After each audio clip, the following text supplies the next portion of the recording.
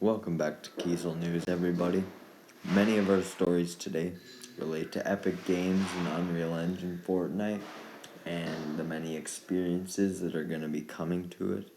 But first, we'll start with a game that was made in Unreal Engine, which is Marvel's new 1943 Rise of Hydra game.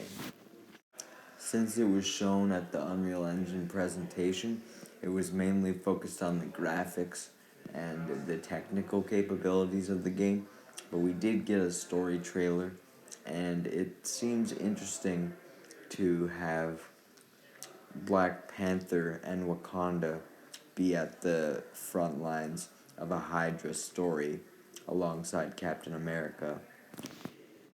And according to one of the game's writers, they spent a year in the writer's room cooking it up, so hopefully it has a really good narrative. I mean, having multiple playable characters should do the game some favors.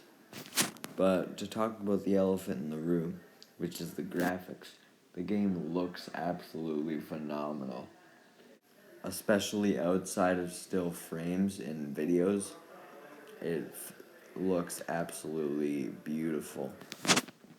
Even this extremely low resolution photo blows a lot of games out of the water. Now, this doesn't mean that it'll get a pass if its narrative is shit. I'm not big on graphics anyway, but for being basically shown at a tech demo, I think they were successful in showing off how good the Unreal Engine tech is. Now for news with Fortnite itself. It appears that Fortnite is going to be coming back to iOS. Now, I wholeheartedly believe this could lead to the game's next revival after the OG map return, because when Fortnite was in its crazy phase, it was with kids playing it on their mom's phone, their iPad, anything.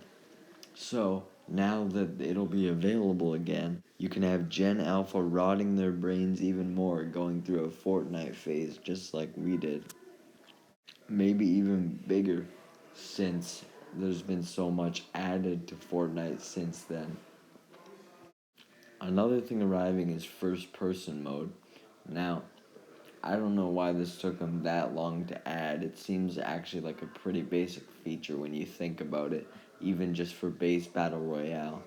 But at least it's going to be coming to Unreal Engine Fortnite, so when you make your games, you can make them in first person as well. There is also now confirmed collabs with Fall Guys and Ninjago coming to Fortnite.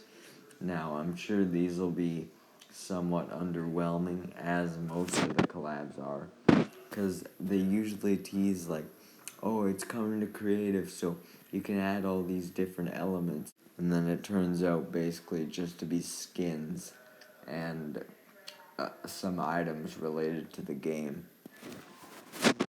Like, the thing with actually having experiences in Fortnite is, why would you play Fall Guys in Fortnite when there's bound to be at least some limitations, when you could just go play Fall Guys?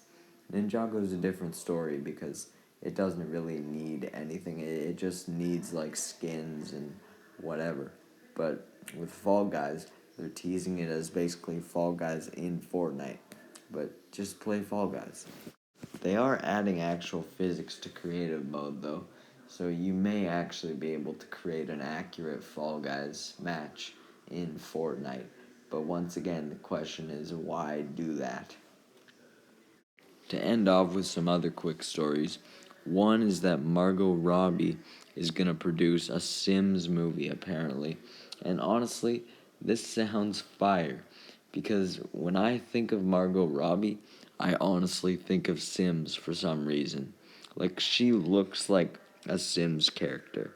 I know that's weird to say, but I can't be the only one that kind of sees it, right?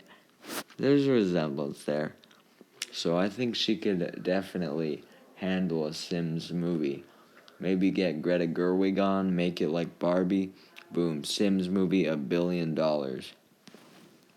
Another thing it has going for it, or potentially against it, is that being a Sims movie, it can really be anything it wants to be, because Sims doesn't have any set plot or set characters. It's just all made up by you. I suppose they could try and like plagiarize stories from Let's Players of The Sims too, so that may go against the movie. But really, why would you do that when, like I said, you have infinite possibilities with this movie?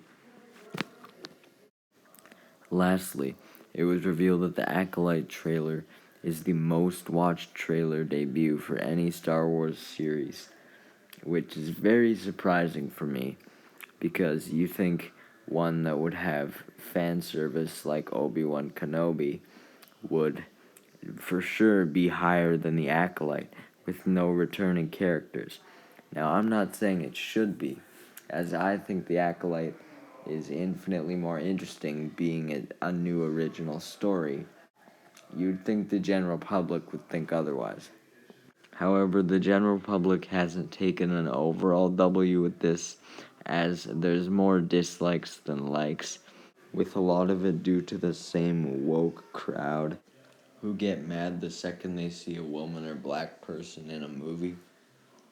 I'm just getting progressively more sick of this type of YouTuber or influencer who just calls everything woke at every turn. I used to defend a lot of the people who were getting harassed for calling the sequels woke, as a lot of them weren't actually those types of creators. They actually poked relevant holes in the movie's fucked up plots. I mean, it's the sequels. There's about as many holes as an OnlyFans page. But now, all these people like Nerdtrotic have spawned, where they just don't criticize, and it's just, you're black, you suck. You're a woman, you suck. And they need to fucking go. They also always claim to hate Disney, but then yet go and technically support their movies in theaters by buying tickets over and over and over again. And I mean, how can you essentially hate your employer? Without Disney, you guys wouldn't be making all this money on these videos that you do. So really, even though Disney has plenty of reasons to be getting hated on, especially today with all the AI stuff, you guys basically should be sucking their cocks with the amount of money they produce for you.